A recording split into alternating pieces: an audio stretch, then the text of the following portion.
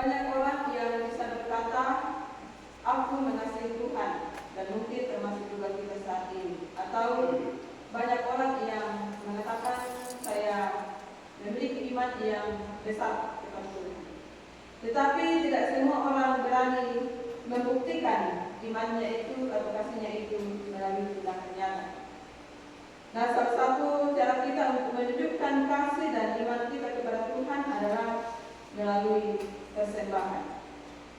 Dan firman Tuhan pada hari ini mengajak kepada kita bagaimana kita bersaksi melalui setiap persembahan yang kita berikan kepada Tuhan.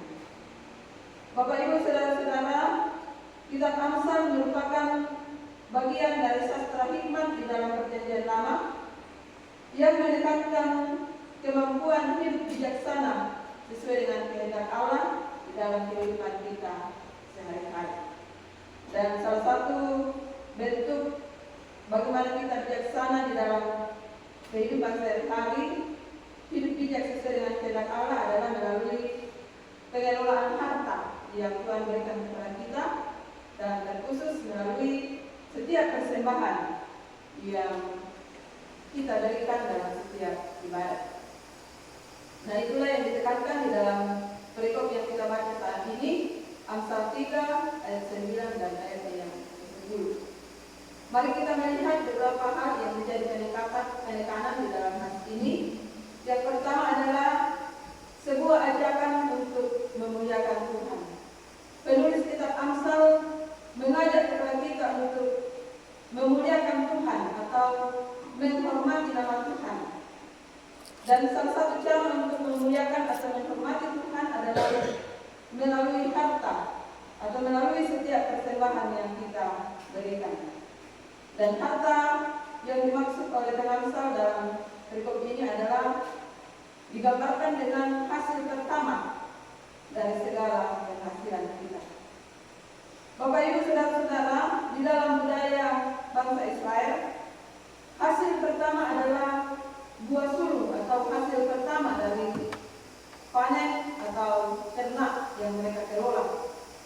Hasil pertama ini dipersembahkan kepada Tuhan sebagai tanda bahwa seluruh hasil kerja mereka adalah milik Tuhan.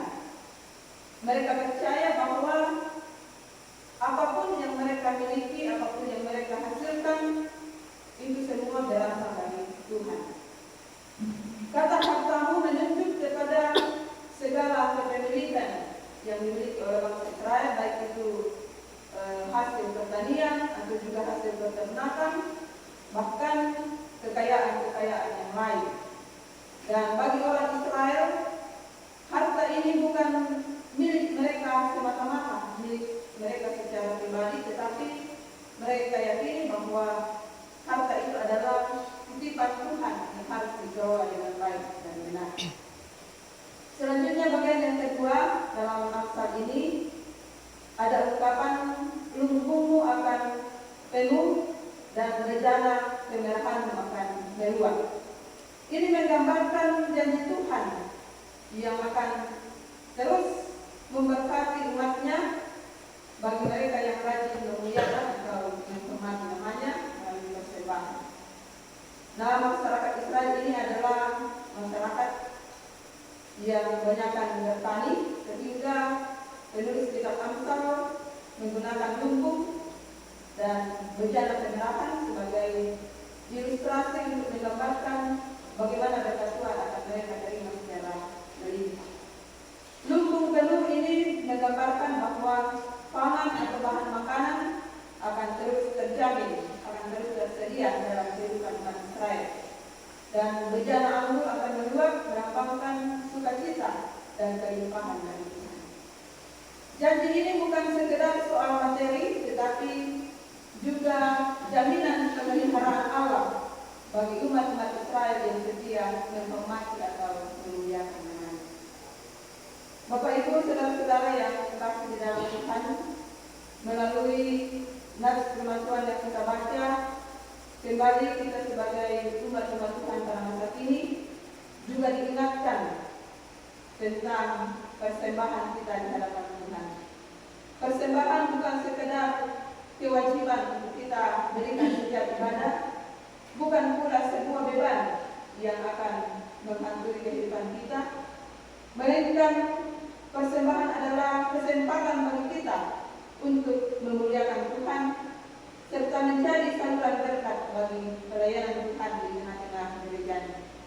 Karena itu, kita hendaknya belajar untuk memberikan persembahan dengan hati yang tulus. Jangan kita memberikan persembahan dari sisa-sisa penghasilan kita, tetapi marilah dengan sungguh-sungguh kita memberikan persembahan yang terbaik.